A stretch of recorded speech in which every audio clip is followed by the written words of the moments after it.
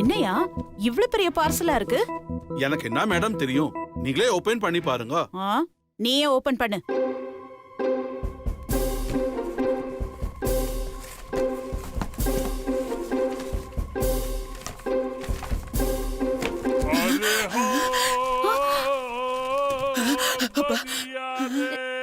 என்னப்பா பார்சல்னு ஒரு பிச்சைக்காரைய கூட்டிட்டு வந்திருக்க?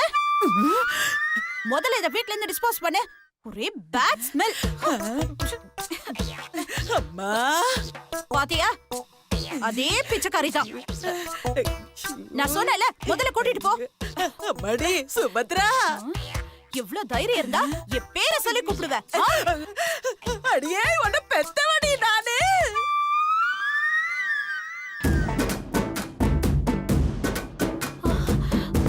அம்மா. அம்மாவா? நீயா? நானேதான். என்னம்மா இப்படி வந்திருக்க? அம்மாடி, நான் இப்படியாவது வந்தேனேன்னு சந்தோஷப்பட்டுக்கோமா.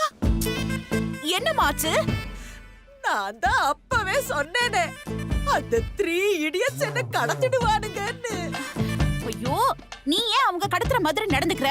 எந்த கெட்டப்ல போனாலும் என்னையே கடத்திடுறானுங்களே. ஐயோ, சரி சரி வா. Full damage. நீ ஏன்டா நிக்கிற? போ கிளம்பு. என்னது கிளம்பவா? வேற என்ன, நான் உன்கிட்ட பேசிக்கிட்ட கம்பெனி கொடுக்க சொல்றியா? இவ்வளவு அடிபட்டு உன் வாய் அடங்கலே இல்ல. இப்போ புரியுது, உன் வாயில தான் உனக்கு கண்டமே. அப்படியா? பெரிய விஞ்ஞானி கண்டுபிடிச்சா போடா. மேடம், டெல்லியில இருந்து பார்சல் கொண்டு வந்திருக்கேன், சர்வீஸ் சார்ஜ் கொடுங்க. எவ்வளோ? 5000 மேடம். 5000 ரூபாயா? ஏண்டா ஹெலிகாப்டர்லயா கூட்டிட்டு வந்த? இவ்ளோ பணம் கேக்குற? வண்டிக்கு சர்வீஸ் சார்ஜ் இல்லையமா, உன் கூட வந்தா இல்லே, அதுக்கு தான் இந்த சார்ஜ். சுபத்ரா, அவனுக்கு வாய் ரொம்ப ஜாஸ்தி. நீ 1 ரூபா கூட அவனுக்கு கொடுக்க கூடாதுமா. இது காசு தரக்கூடாதா? இந்த முறை என் லாரில ஏறி வந்தே, அடுத்த முறை உண்மையில லாரி ஏறி வரும், பரவாயில்லையா? ஐயோ அம்மா அம்மா, அம்மாடி, இவ செஞ்சாலும் செஞ்சிடுவாமா. குடு குடு குடுத்துரு. ஏண்டா நல்லா பக்கனையா பணம் கேட்க தெரியுதுல, இதை எடுத்து விடுறா. சரி.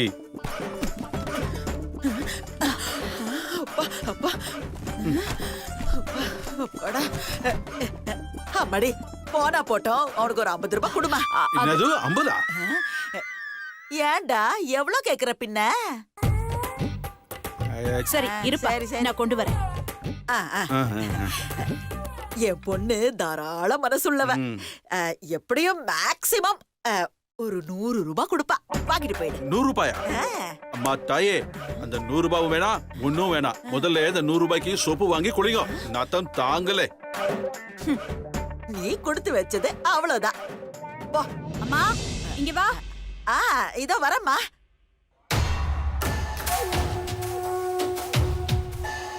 எப்படியோ சிவா சக்தியை பார்க்க முடியாத மாதிரி பண்ணியாச்சு. சக்தியும் சங்கீதா கூட சிவா இருக்கிற போட்டோ பார்த்து நம்பிட்டா. நாம நினைச்ச மாதிரியே நடந்துருச்சு. ஆனா இப்படியே நம்மளால எத்தனை நாள் தான் மெயின்டைன் பண்ண முடியும்? என்னைக்காவது ஒரு நாள் சிவாவும் சக்தியும் மீட் பண்ணிட்டா எல்லாமே தெரிஞ்சிருமே. அது மட்டும் இல்ல, புகழ் வேற சிவா கூட ரொம்ப க்ளோஸா இருக்கான். இப்போதைக்கு நம்ம ரொம்ப எச்சரிக்கையா இருக்கணும்டா. ஆமாண்டா, நீ சொல்றதும் சரிதான். இதுக்கெல்லாம் ஒரே வழி, நான் சொன்ன மாதிரி சிவா கல்யாணம் ஆகணும். அப்பதான் புகழ் சிவா கூட பழகிறத ஸ்டாப் பண்ண முடியும். சக்தியும் உனக்கு கிடைப்பா. நீ சொல்றது சரிதான். நான் நாளைக்கே சென்னைக்கு போறேன். சிவா வீட்டில் எப்படியாவது பேசி சிவாவுக்கு வேற ஒரு பொண்ணோட கல்யாணம் பண்ணி வச்சு அவங்க எல்லாரும் நினைக்கிற மாதிரி சக்தி உயிரோட இல்லைங்கிற நினைப்ப நான் உண்மையாக்க போறேன். சூப்பர்ரா, இதை மட்டும் நீ பண்ணிட்ட, சக்தியை யார் நினைச்சாலும் உங்ககிட்ட இருந்து பிரிக்கவே முடியாது.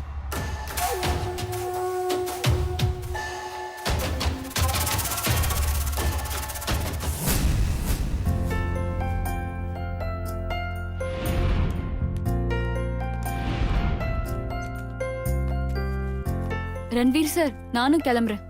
ஓகே ஓகே பியூட்டி, பாய், பாத்து போ.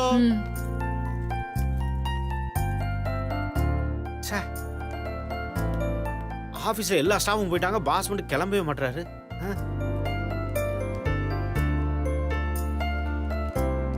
பாஸ் சொல்லுங்க ரன்பீர். என்ன பாஸ் நீங்க இன்னும் ஆபீஸ்லயே உட்கார்ந்துட்டு இருக்கீங்க? ஸ்டாஃப்லாம் கிளம்பி போயிட்டாங்க, ஆபீஸே காலியா கிடக்குது பாஸ். நீங்க மட்டும் இன்னும் இங்கேயே உட்கார்ந்துட்டு இருக்கீங்க. பாஸ் கிளம்புங்க பாஸ், நீங்க போனாதான் பாஸ் நான் கிளம்ப முடியும். ரன்பீர், எனக்கு ஒரு முக்கியமான மெயில் வரணும், அதுக்காக தான் வெயிட் பண்ணிட்டு இருக்கேன். மெயில் பார்த்து ரிப்ளை பண்ணிட்டு தான் நான் கிளம்பணும். நீங்க போங்க, நான் பாத்துக்கிறேன். நீங்க மெயிலுக்காக வெயிட் பண்ணிட்டு இருக்கீங்க, எனக்கு அங்க ஒரு மெயில் வெயிட் பண்ணிட்டு இருக்கே. இதெல்லாம் உங்களுக்கு எங்க புரிய போகுது? என்ன ரன்பீர்? அது ஒண்ணும் இல்ல பாஸ், நீங்க இன்னும் வீட்டுக்கு கிளம்புற ஐடியால இல்லாம இருக்கீங்க. நான் வீட்டுக்கு போக வேணாமா பாஸ்? நான் உங்களை இருக்க சொல்லவே இல்லை ரன்பீர், நீங்க போங்க. ஓகே பாஸ், நன்றி பாஸ், பாய் பாஸ், வரேன் பாஸ்.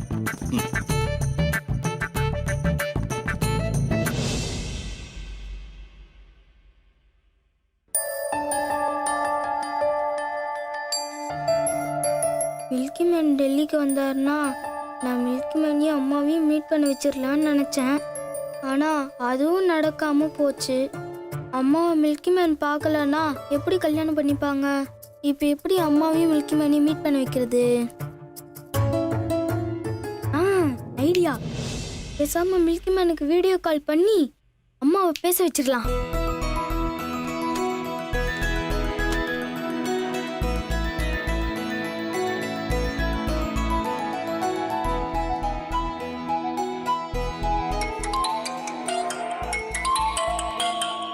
ஹை மில்கி பாய். ஹலோ மில்கி பாய், எப்படி இருக்கீங்க? வாங்க மில்கி மேன், நான் உங்க மேல கோவமா இருக்கேன். ஏன் மில்கி பாய், என்னாச்சு? மில்கி மேன் மேல அப்படி என்ன உங்களுக்கு கோபம்? நீங்க தான் டெல்லிக்கு வந்து என்ன பார்த்துட்டு எங்க அம்மாவை பார்க்காம போயிட்டீங்களே. அதனால கோவமா? சாரி மில்கி பாய், என்னோட தப்பு தான். இல்ல, நானும் வெயிட் பண்ணேன், ஆனா ஃப்ளைட்டுக்கு டைம் ஆயிடுச்சு, அதான் நானும் கிளம்ப வேண்டிய சிச்சுவேஷன். ஸோ மில்கி பாய் அம்மாவை பார்க்காமலே கிளம்பிட்டேன். எக்ஸ்ட்ரீம்லி சாரி மில்கி பாய். சரி பரவாயில்ல, இப்போ அம்மாவை பார்க்கறீங்களா? Yeah sure. சரி இருங்க, போன் அம்மா கிட்ட எடுத்துட்டு போய் அவங்க கிட்ட கொடுக்கறேன். அவங்க உங்ககிட்ட பேசுவாங்க, நீங்க அவங்க கிட்ட பேசுங்க. ஓகே மில்கி பாய். இதோ ஒரே நிமிஷம். அம்மா அம்மா,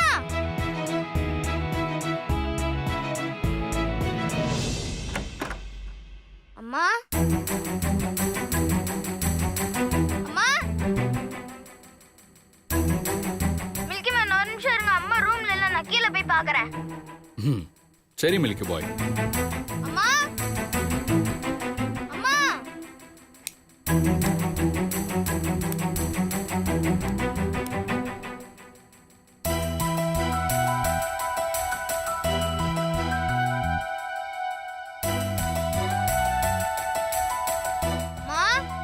என்னடா?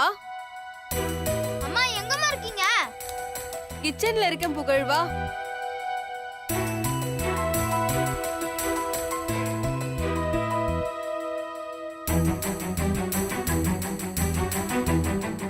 அம்மா என்னடா? இங்க பாருங்களேன். என்னன்னு சொல்லு புகழ். தயவு செஞ்சு இங்க பாருங்கம்மா. கிச்சன்ல வேலை செஞ்சுட்டு இருக்கும்போது இந்த மாதிரி டிஸ்டர்ப் பண்ண கூடாதுன்னு எத்தனை வாட்டி சொல்லிருக்கேன். தயவு செஞ்சு ஒரே ஒரு வாட்டி பாருமா.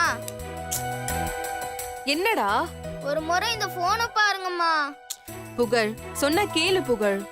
அம்மா எனக்காக ஒரு முறை பாருங்கம்மா.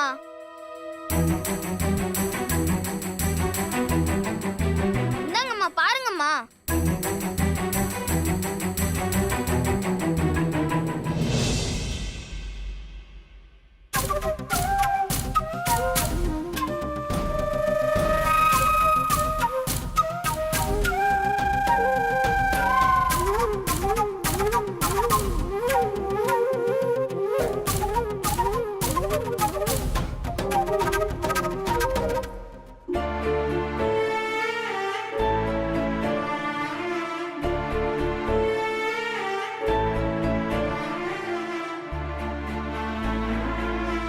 மாமா எவ்வளவு சிரிச்சுக்கிட்டே சந்தோஷமா இருக்காரு.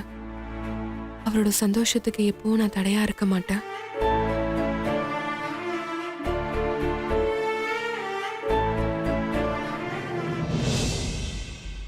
என்ன புகழ், இப்ப எதுக்கு நீ மில்கி மேனுக்கு கால் போட்ட?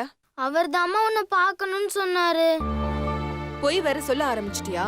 இல்லம்மா. இங்க பார், இன்னொரு தடவை என் பெர்மிஷன் இல்லாம என் போனை எடுக்க கூடாது. நல்ல பையனா படிக்கிற வேலையை மட்டும் பாரு. இந்த மாதிரி தேவையில்லாத வேலையெல்லாம் பண்ண அப்புறம் நான் சும்மா இருக்க மாட்டேன். போ, போய் படிப்போ.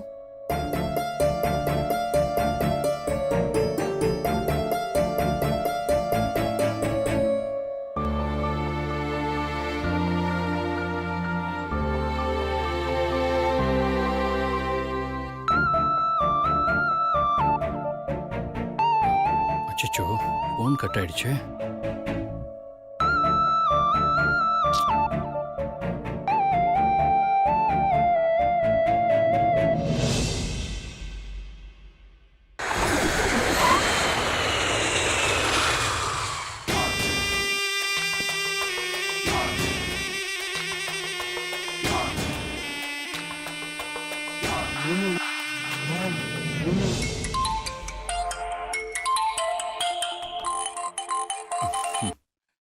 எஸ் யோகி. ஓ சாரி சிவா, நான் ஆக்சுவலாக வேற ஒருத்தர் கால் பண்ண போய் உங்களுக்கு கால் பண்ணிட்டேன். Sorry. No, it's not like that. நீங்கள் சொல்லுங்கள். இப்போ எங்கே இருக்கீங்க? வீட்லையா இல்லை ஆஃபீஸ்லையா? ஆஃபீஸில் தான் இருக்கேன். நீங்கள் உங்கள் ஒர்க்கை பாருங்கள். Sorry for the interruption. Okay bye. Okay Yogi, bye. அப்போ சிவா இப்போ வீட்டில் இல்லை. இதுதான் சரியான நேரம்.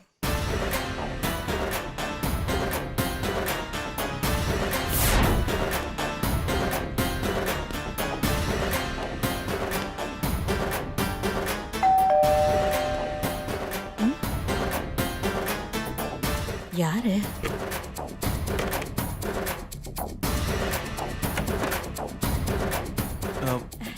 அடடே, ஹாய். நீங்களா? வாங்க வாங்க. எப்படி இருக்கீங்க?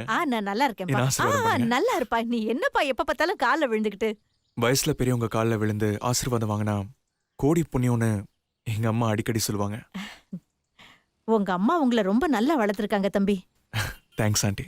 வாங்க உள்ள வாங்க. ம்.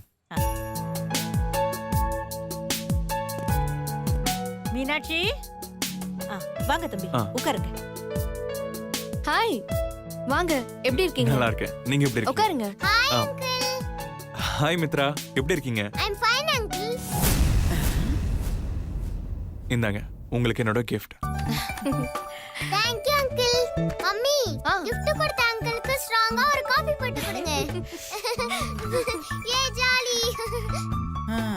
தம்பி நீங்க பேசிக்கிட்டு இருங்க, நான் போய் துணியை காய வச்சுட்டு வரேன். சரிம்மா. நீங்க உட்காருங்க, நான் போய் காஃபி போட்டு கொண்டு வரேன். ஓகே.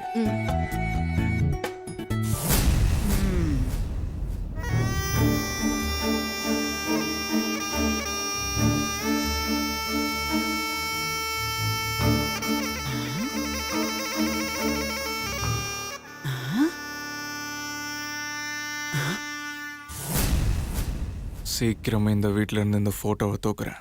போட்டோ மட்டும் இல்ல, உன் நினைப்பையும் தூக்குறேன். இவன் எதுக்கு சக்தி போட்டோவையே பாக்குறான்? என்னவா இருக்கும்? Excuse me. என்னங்க காஃபி? என்ன சக்தியோட போட்டோவே பார்த்துட்டு இருக்கீங்க? She is very lucky and unlucky. ஏன் அப்படி சொல்றீங்க? சிவா மாதிரி ஒரு ஹஸ்பண்ட் கிடைச்சதுக்கு சக்தி ஒரு லக்கி பர்சன்.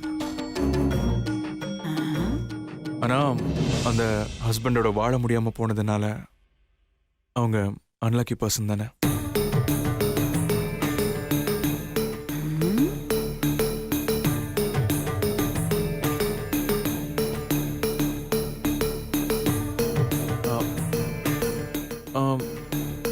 நீங்க ஏன் சிவாவுக்கு இன்னொரு கல்யாணம் பண்ணி வைக்க கூடாது?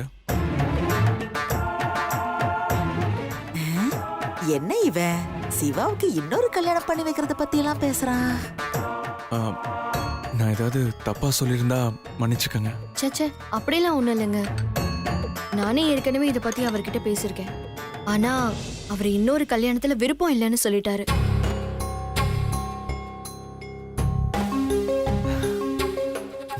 என்னங்க அவரு சக்தி மேல இருக்கிற காதல் அப்படிதான் சொல்லுவாரு. இன்னொரு கல்யாணம் பண்ணா அவரு மனசு மாறிட போகுது.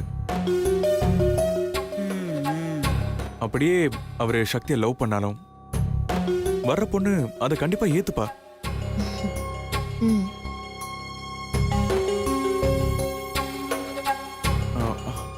என்ன யோசிக்கிறீங்க? எனக்கு ஒன்றும் பிரச்சனை இல்லை.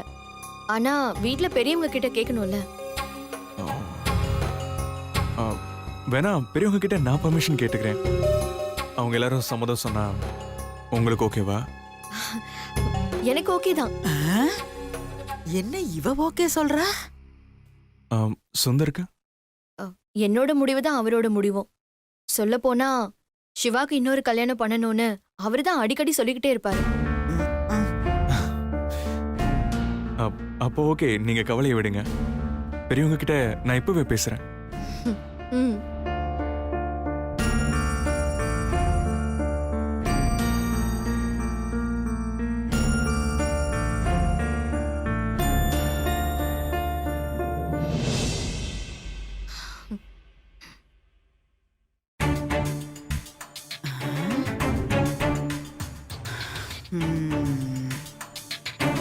இவன் போற ரூட்ட பார்த்தா நமக்கு ஏதோ ஒத்து போதே. ஃபாலோயிங்.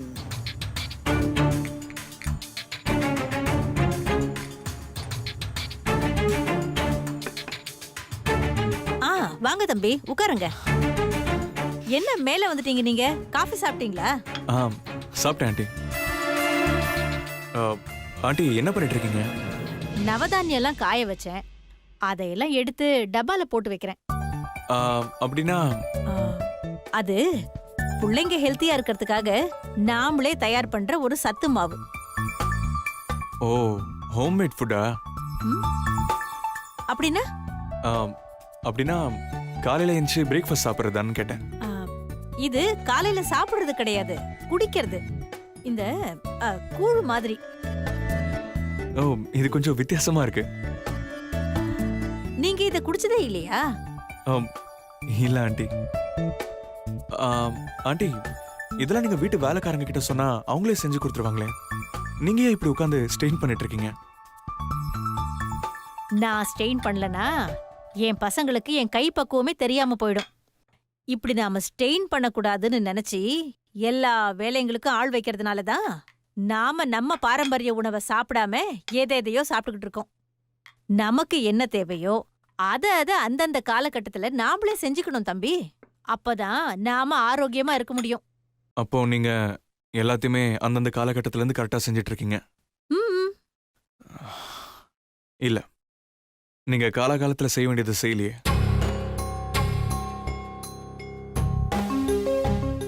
விஷயத்துக்கு வந்துட்டோம். தம்பி, நீங்க என்ன சொல்ல வரீங்க? நான் ஸ்ட்ரைட்டா விஷயத்துக்கே வரேன்.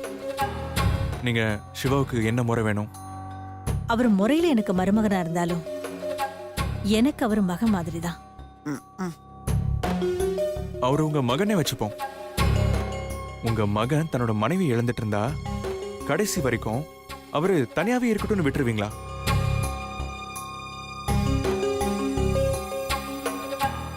அவருக்கும் ஒரு வாழ்க்கை வேணும்ல. அது ஏன் யாருமே யோசிக்காம இருக்கீங்க?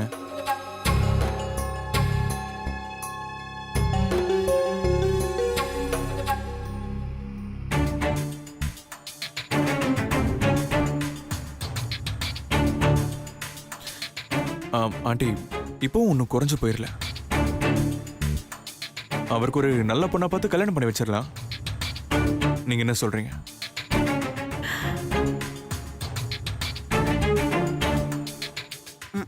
இவ எப்படி ஒத்துப்பா? அவனுக்கு கல்யாணம் ஆனாதான் இதுங்கெல்லாம் வீட்டை விட்டு போனமே. இவ எப்படி சம்மதிப்பா? சம்மதிக்க மாட்டான். என்ன ஆண்டி யோசிக்கிறீங்க? தம்பி, நான் வயசுல பெரியவதா. ஆனா எனக்கு தோணாத விஷயத்த நீங்க யோசிச்சிருக்கீங்க தம்பி. இத்தனை நாளா நான் இதை செய்யாம விட்டுட்டேனேன்னு எனக்கு வருத்தமா இருக்கு தம்பி.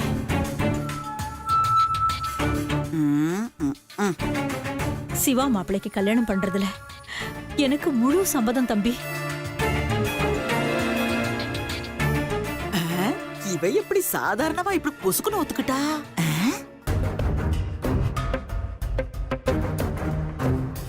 என் மாப்பிள்ளைக்கு ஒரு நல்லது நடக்குதுன்னா அதுல எனக்கு முழு சம்மதம் தம்பி. தேங்க்யூ ஆண்டி, இது போதும் எனக்கு. நீங்க வேலையை பாருங்க, நான் கீழே இருக்கேன். ம்.